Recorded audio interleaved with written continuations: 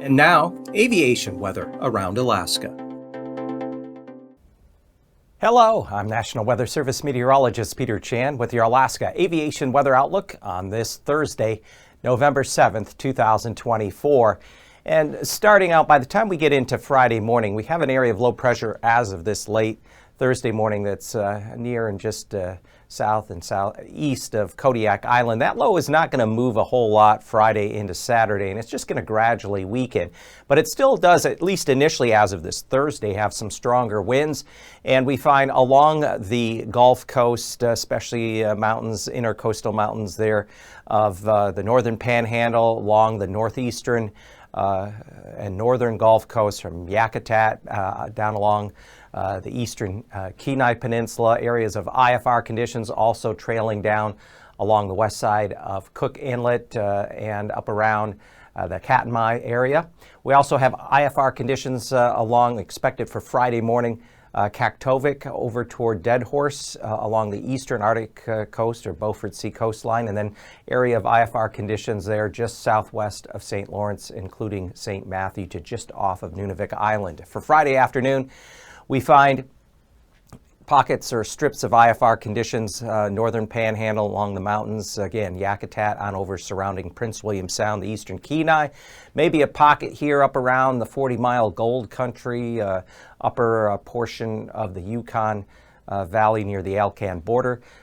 The area of IFR conditions continue Friday afternoon along the Beaufort Sea coast, especially from Dead Horse on over to Kaktovik, and then out over the Bering, northern and eastern parts of the Bering, including St. Matthew and Nunavik Island, to along the immediate YK deltas. Into Saturday morning, there's going to be another low pressure system riding along the Aleutians, and that is going to emerge and try to move up here toward the southwestern Gulf, just again south and east of Kodiak Island. And it appears this low is not going to pull further northward, but kind of ride along the Gulf North Pacific interface here.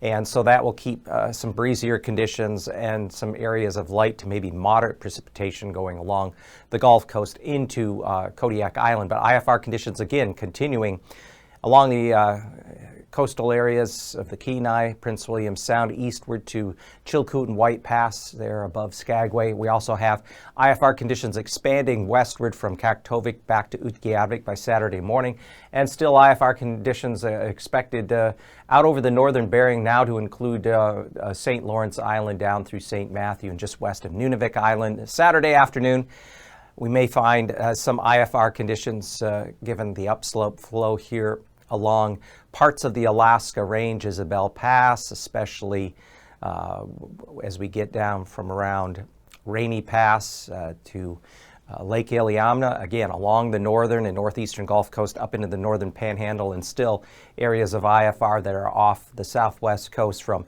areas around St. Lawrence down through Nunavik Island.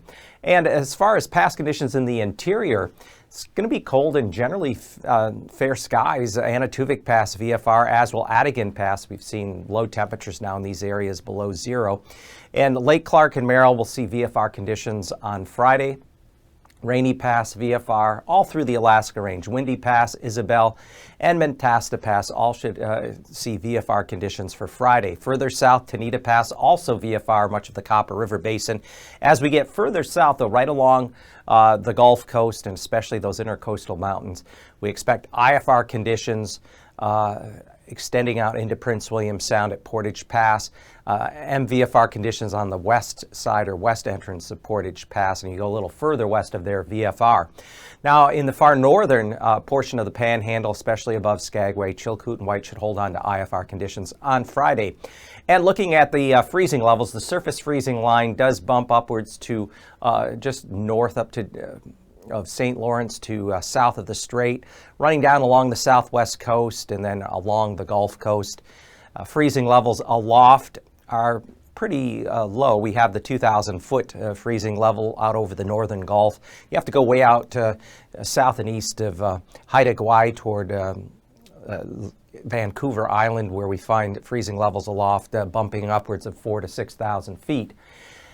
The greatest threat for any moderate icing would be along precipitation-producing clouds that are going to be along the Gulf Coast from the eastern Kenai, Prince William Sound area through Yakutat and into parts, intercoastal mountains and interchannels of the Panhandle, generally above 4,000 feet, though maybe a little higher there, above 6,000 feet, the south end of the Panhandle. And then back to the west, we could find in some of the stratus clouds there above 4,000 feet out over the northern Bering, and then with that low pressure area running along and south of the Aleutians Friday into early Saturday, this system could produce some moderate icing along and south of the Aleutians above 6,000 feet. Looking at the upper level jet stream winds, we generally find some troughiness over areas of the Bering, and here over the Gulf there's a strong jet core into central Canada that starts between Haida Gwaii and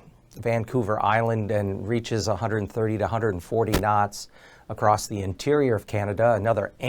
This is an anticyclonically curved jet core above 100 knots well south of the Aleutians and the Alaska Peninsula in the North Pacific. As we bring things down to 700 millibars or 9,000 feet, we see that low circulation out over in the mid-levels, out over the western Gulf with 30 to maybe some pockets of 40-knot winds down along the North Pacific Gulf. And then the next low out here along and south of the Aleutians, most of the wind there in excess of, say, 45 to 55 knots staying south of the Aleutian chain. And as we bring it down, though, to 3,000 feet, you can see a little better. Near the surface, we have that low circulation. This feature will begin to weaken later Friday into early Saturday, but it's still going to produce some 30 to locally 40, 45 knot winds, strongest core of winds south and southeast of the low center there, which is well through the lower Gulf and North Pacific. And then back to the west, there is a band of some stronger winds at 3,000 feet, generally out of the east, because the Aleutians are on the north side of this low. This low is going to take a track like this and ride up and then head eastward along the Gulf and North Pacific as we go through the latter half of the weekend. But certainly the greatest threat for moderate turbulence would be along the central eastern Aleutians, surface to 3,000 feet on Friday, and even up into areas of the lower Alaska Peninsula toward, say, False Pass, Cold Bay, surface to 4,000 feet. And those polar easterlies are still going to be fairly strong in areas along the Arctic coast, and especially coming in along the upward north slope along the spine of the Brooks Range as it comes out there across Cape Lisburne, Point Hope areas. There could be some isolated moderate turbulence at surface to 4,000 feet on Friday.